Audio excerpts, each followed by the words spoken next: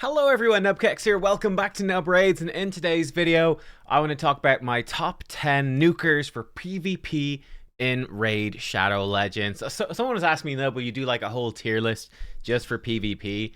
Probably, well, I don't know, maybe in the future. I don't think right now. I think it's quite a bit of work, and the nasty thing about PvP at the moment, you're going to see it in this list, is power creep is, I don't know if you've noticed, it's a little bit crazy right now.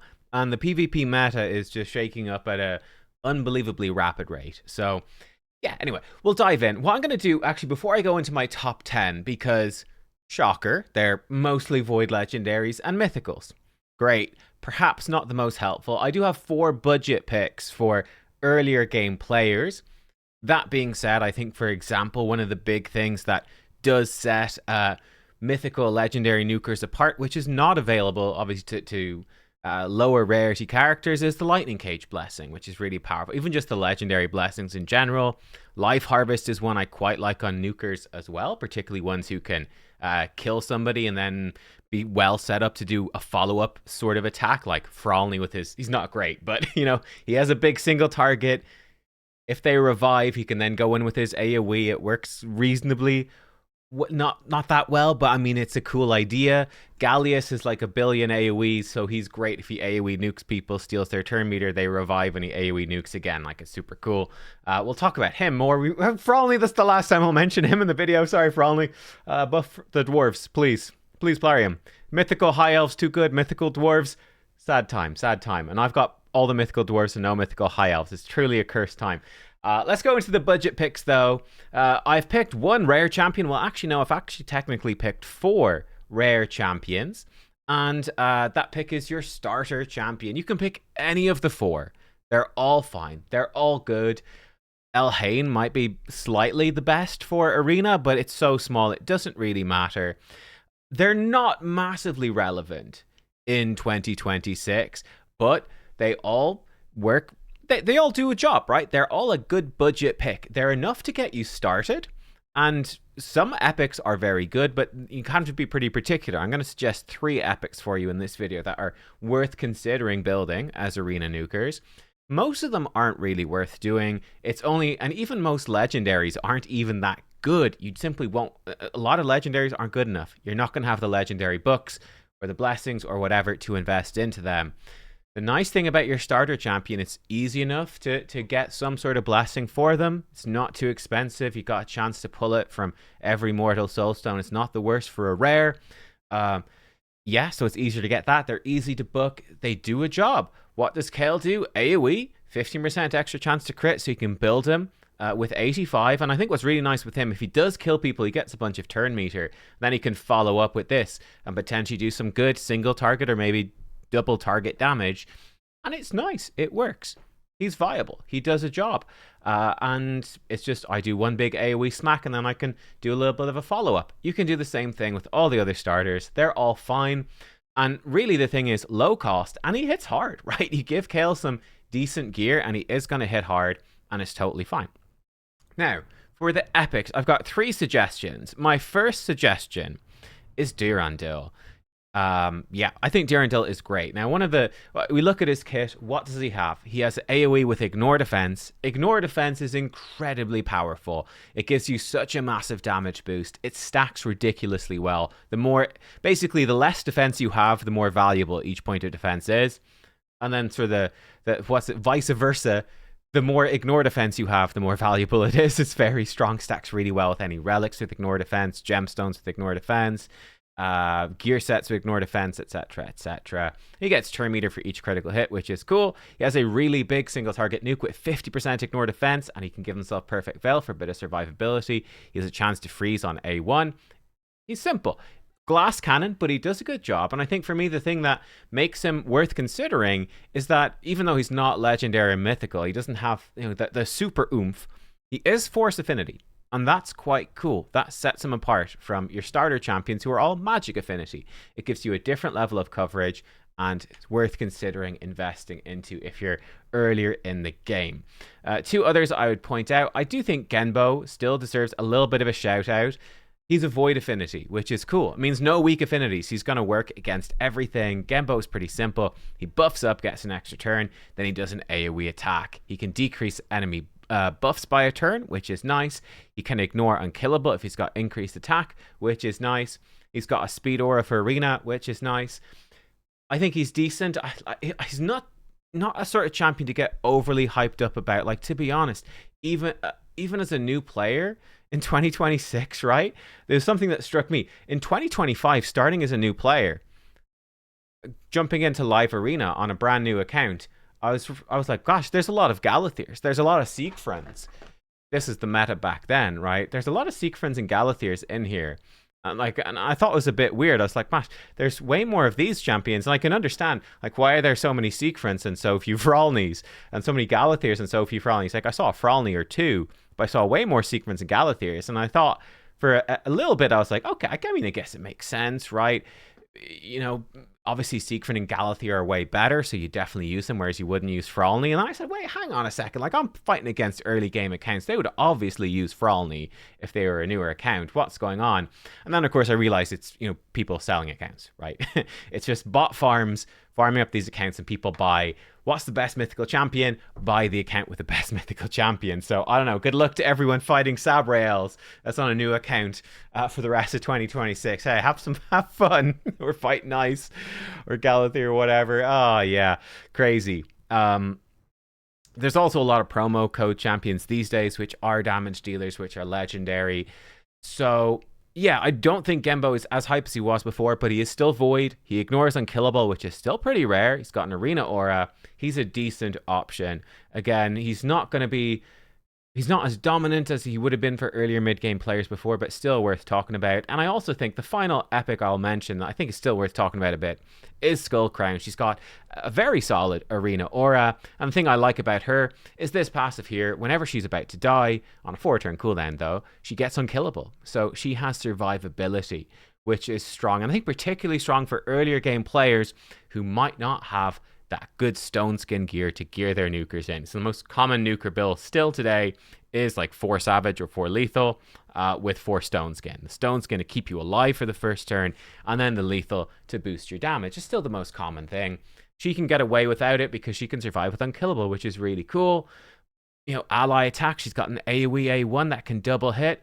Again, she's got quite a lot of value. I think she's the best epic nuker still. I've always been more of a Skullcrown stan than a Genbo stan, for example.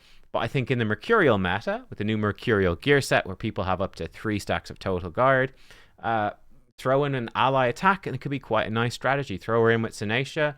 You could have like 4 hits coming in AoE. It's a decent budget option to be able to deal with some of those nasty teams and gear sets. So I would call them out.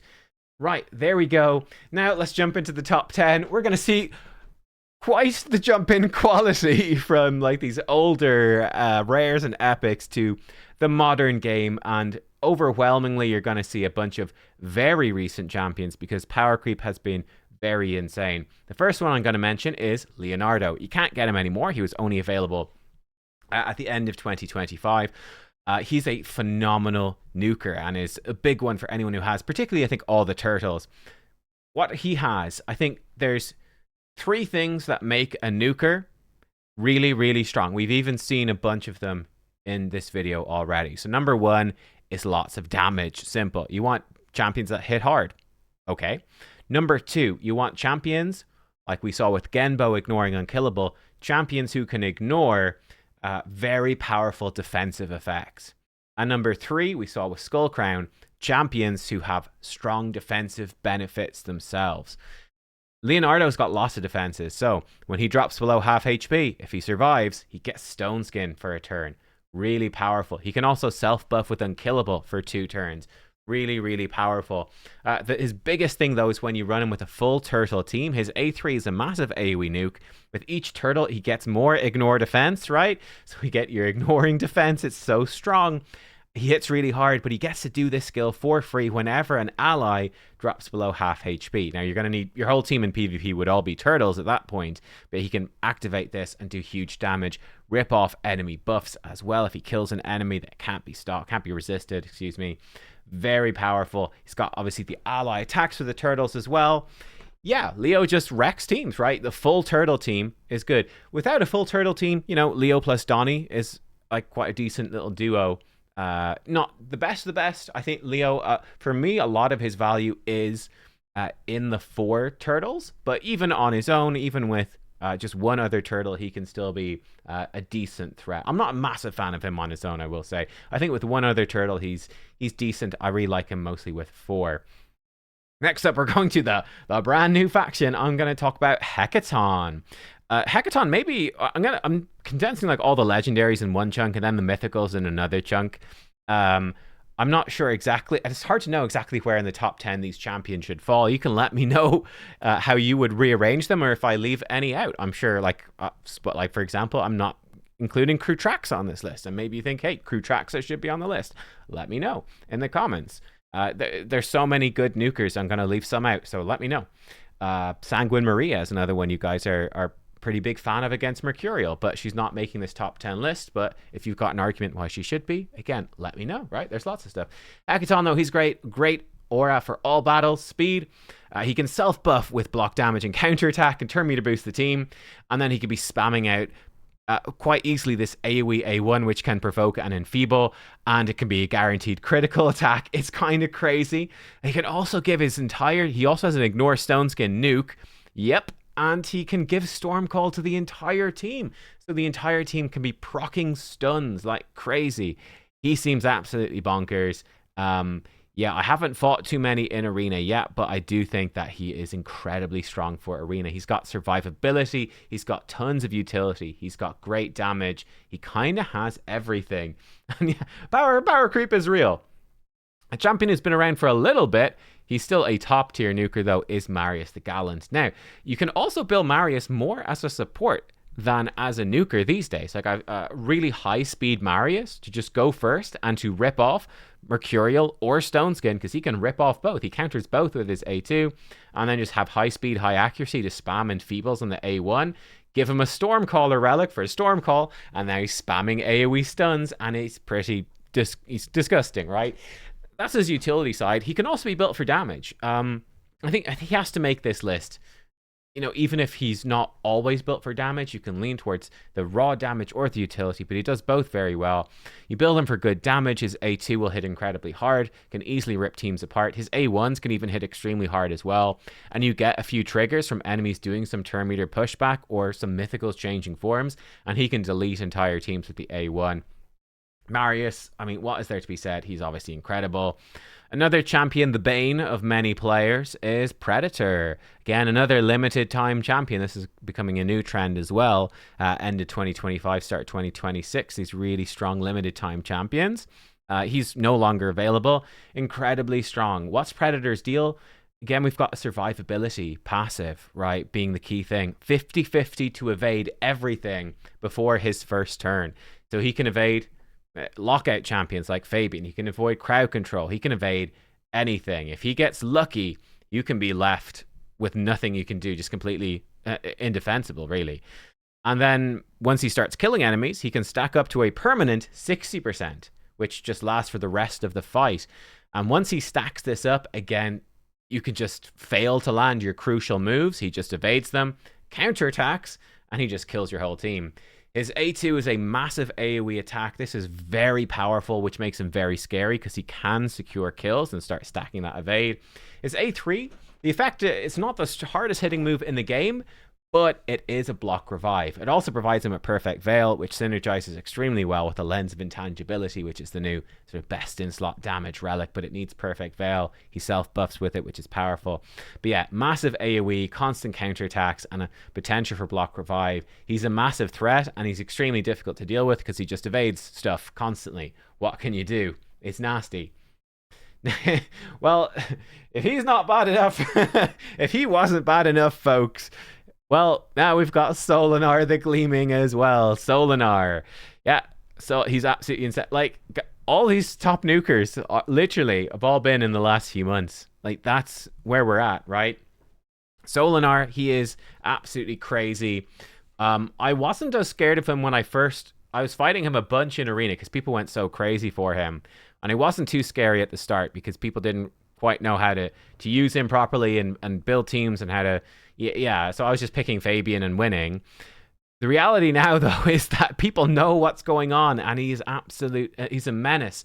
And if you don't, you kind of need lockout. Like, this A2 is just ridiculous. He's immune to all debuffs while this skill is not on cooldown. And whenever an enemy attempts to place a debuff, he gains a buff instead. That can include things like counterattack with an AoE A1 that hits really hard. It can include block damage. He can get stone skin. He can get all this stuff. It's absolutely awful. Yeah, this is...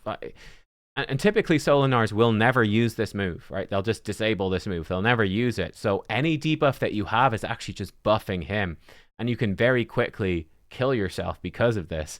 It's really nasty. If you don't have lockout, you don't have Fabian on your team. If they ban it away, if you can't pick it for whatever reason, they pick it instead, whatever it happens to be, you're in massive trouble. His A3 is a huge single target nuke that ignores stone skin. It can also steal all buffs and turn meter, really strong.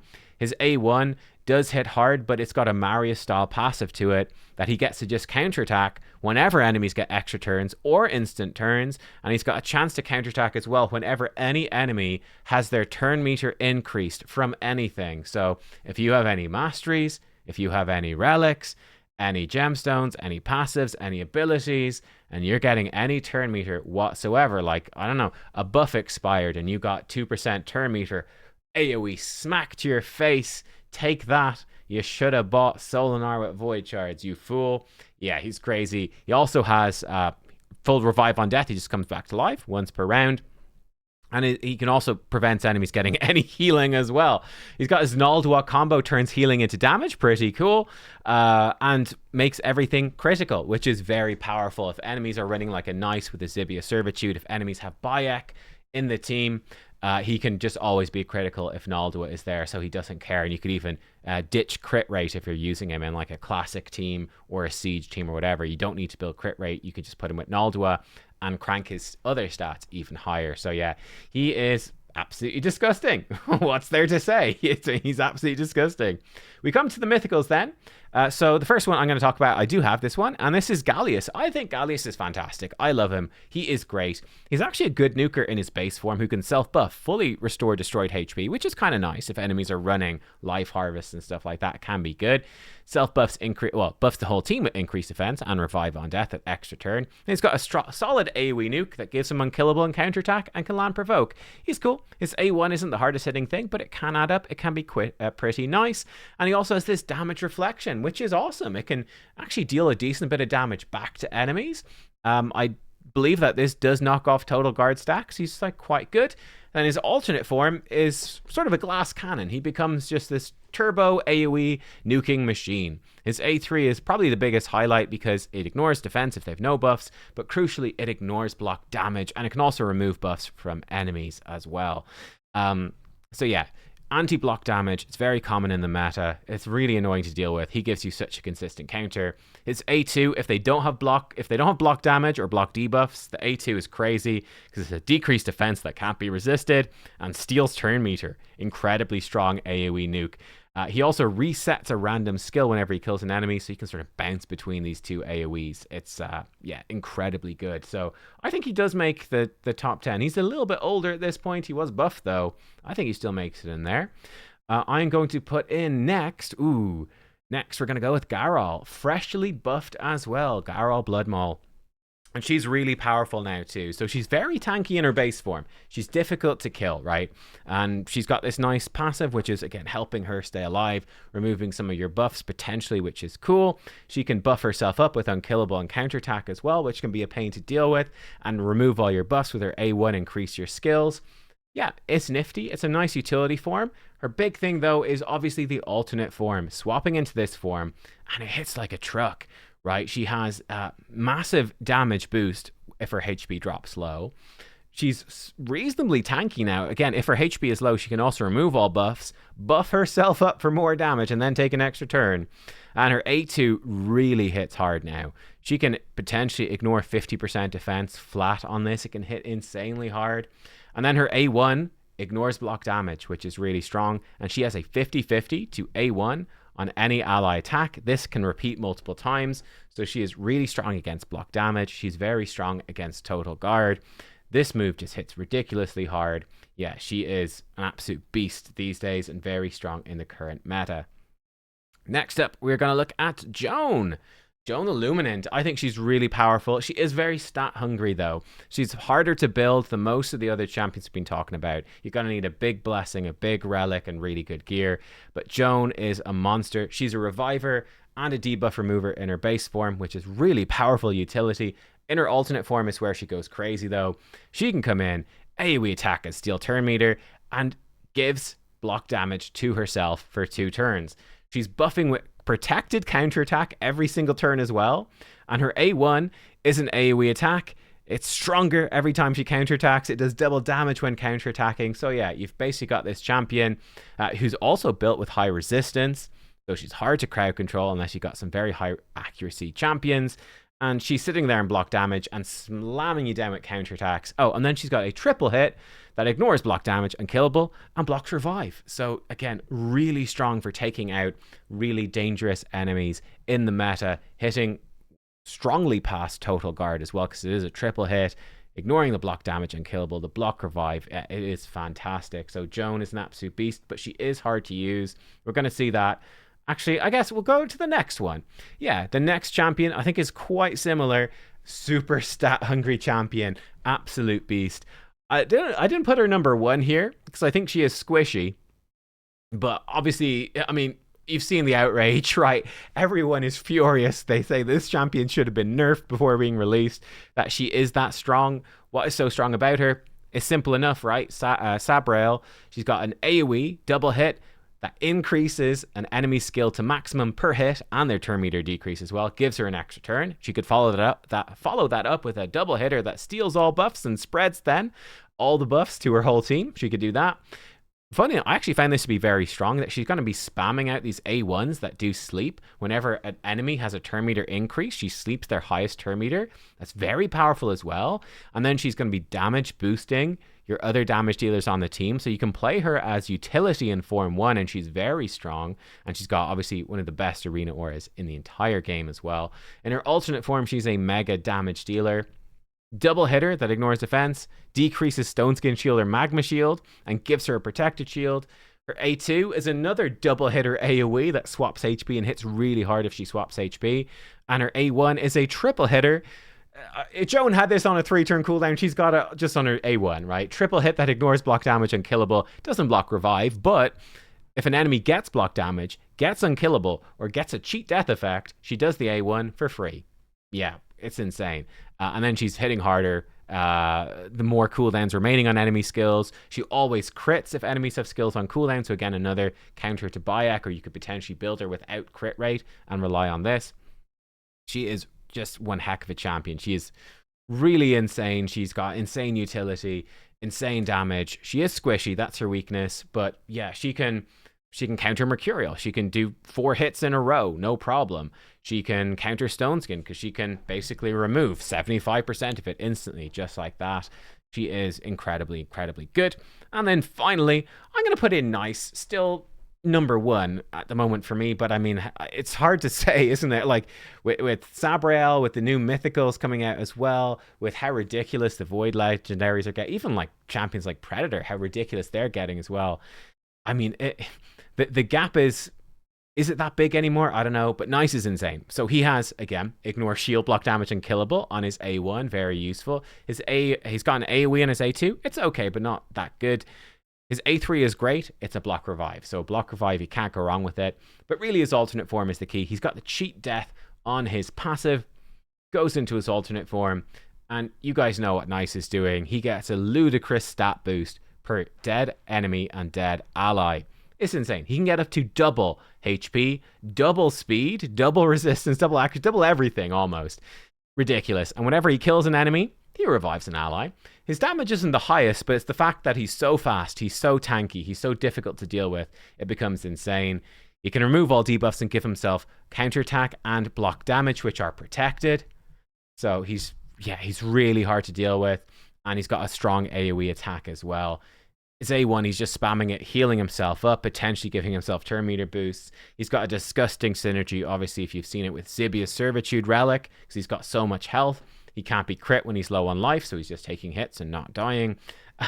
And then the Chainbreaker Blessing at 6-star gives him loads of turn meter whenever he's hit, and again, because he's so tanky, and with Zibius he's even more tanky, so you crowd control him, you're just beating on him, he won't die because of Zibius, he's getting infinite turns because of Chainbreaker, and he's just a nightmare to deal with, so he is still absolutely top tier. And there you go, those are my 10 nukers. As I said, there's plenty that I had to leave out that you could have easily included. Let me know who you would include. What did you think of my top 10?